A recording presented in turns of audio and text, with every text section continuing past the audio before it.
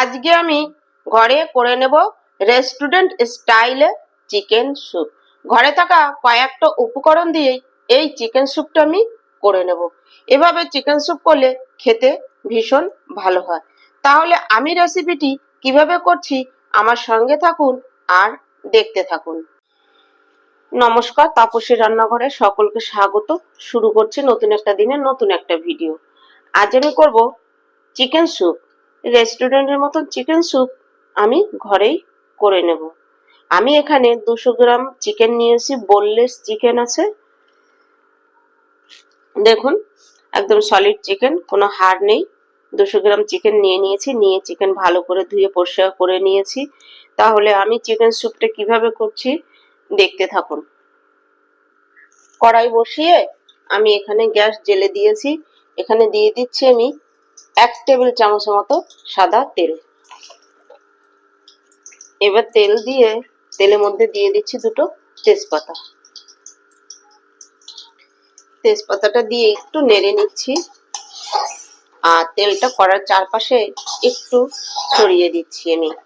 দেখুন, একদম সহজভাবেই আমি আজকে চিকেন স্যুপটা আপনাদের সঙ্গে শেয়ার করব, যে আমি ঘরে কিভাবে অল্প কিছু দিয়েই চিকেন স্যুপ করে নিই। তেল কিন্তু গরম হয়ে গেছে। এবার দিয়ে দিচ্ছি আমি চিকেনগুলো।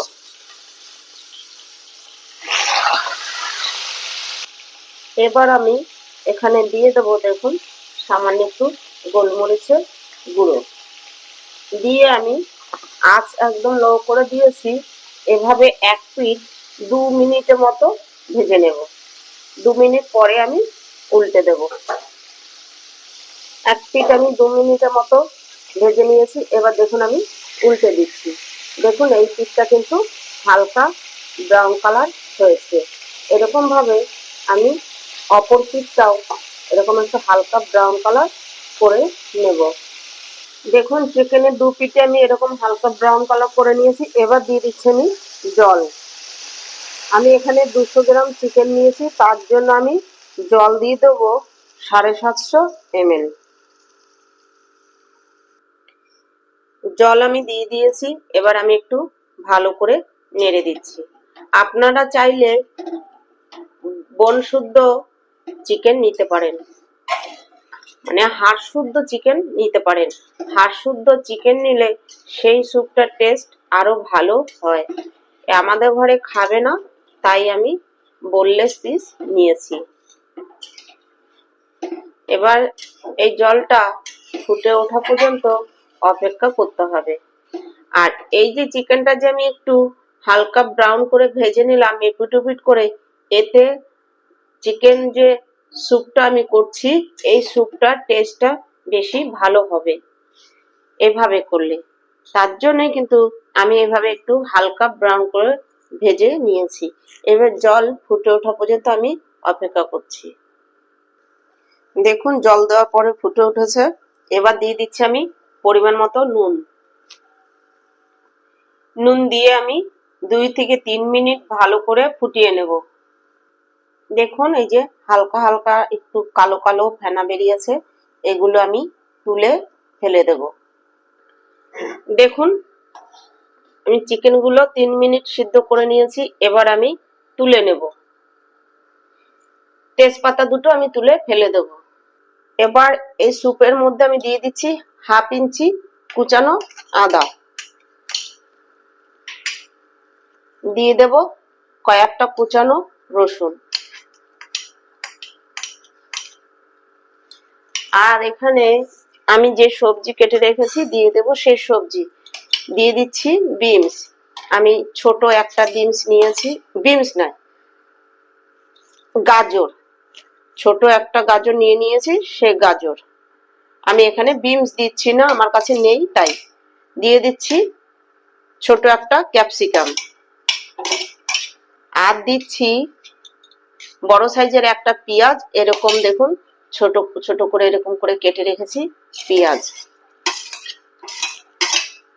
আপনারা বিনস ব্যবহার করতে পারেন, আমার কাছে বিনস ছিল না তাই আমি আর এটা দেইনি।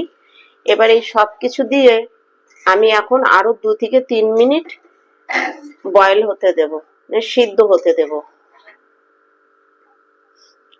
ততক্ষণে চিকেনটা আমার ঠান্ডা হয়ে গেলে চিকেনটা ঠান্ডা করে চিকেনটা আমি ছাড়িয়ে নেব।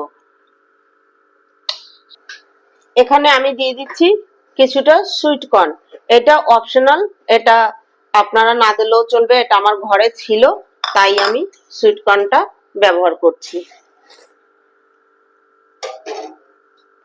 এবার দিয়ে দিচ্ছি আমি এখানে 4 থেকে 5টা কাঁচা লঙ্কা কুচিয়ে রেখেছি, কাঁচা লঙ্কা কুচি। আপনারা না চাইলে নাও দিতে পারেন, গোলমরিচ দিলেও হবে। আমি একটু ঝাল ঝাল করব তাই আমি কাঁচা লঙ্কা কুচিটা ব্যবহার করেছি।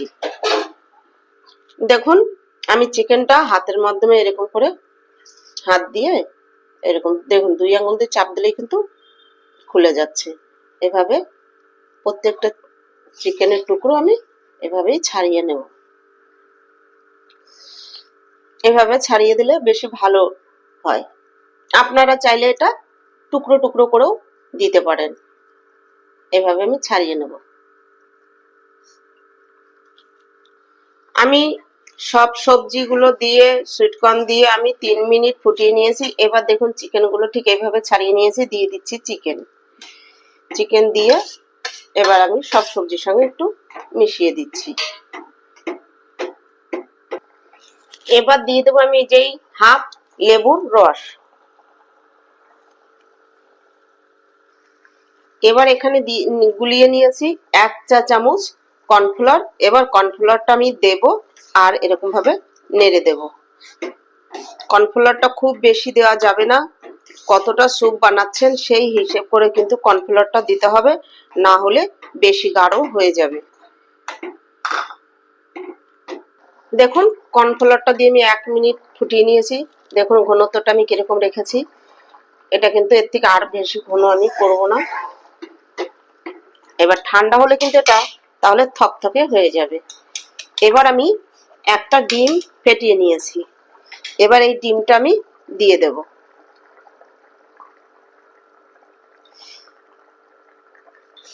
এবার দিয়ে এরকম আলতো করে আমি এরকম ভাবে কিন্তু খুন্তির এই সাইড দিয়ে এরকম করে নেড়ে দিতে হবে। তাহলেই দেখবেন রেস্টুরেন্টের মতো এই যে ডিমটা কিন্তু মানে সেই ছাড়া ছাড়া হয়ে আসবে। আর দিয়ে সঙ্গে সঙ্গে কিন্তু ঘেটে দিলে ডিমটা পুরো ঘেটে যাবে। এভাবে আমি ভালো করে মিশিয়ে নিচ্ছি। দেখুন আমি ঠিক এরকম ঘনটা রেখেছি, দেখেছেন?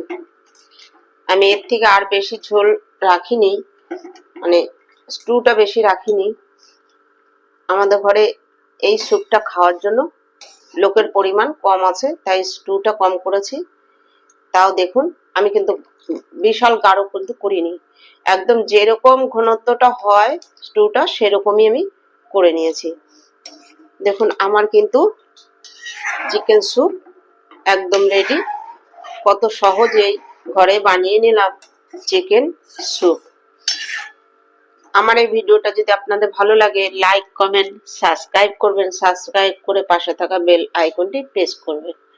বেল আইকনটি প্রেস করে নোটিফিকেশনটি অন রাখবেন। যখনই আমি এরকম নিত্য নতুন ভিডিও আপলোড করব পৌঁছে যাবে সবার আগে আপনাদের কাছে। এবার আমি এটা নামিয়ে দেখাচ্ছি। আমি দেখুন একটা বলে নামিয়ে নিয়েছি। এবার উপর থেকে একটু চিলি ফ্লেক্স দিয়ে দিচ্ছি শুধু দেখতে ভালো লাগার জন্য। এভাবে আপনারাও ঘরে করুন। ছোট থেকে বড় সবারই কিন্তু চিকেন স্যুপ চিকেন স্টু ভীষণ উপকারী, ভীষণ ভালো হেলদি একটা রেসিপি। আর আমার ভিডিওটা ভালো লাগলে লাইক কমেন্ট করুন, বন্ধুদের সঙ্গে শেয়ার করুন। আজ ভিডিওটা এখানেই শেষ করছি। ফিরে আসবো নতুন একটা দিনে নতুন একটা ভিডিও নিয়ে।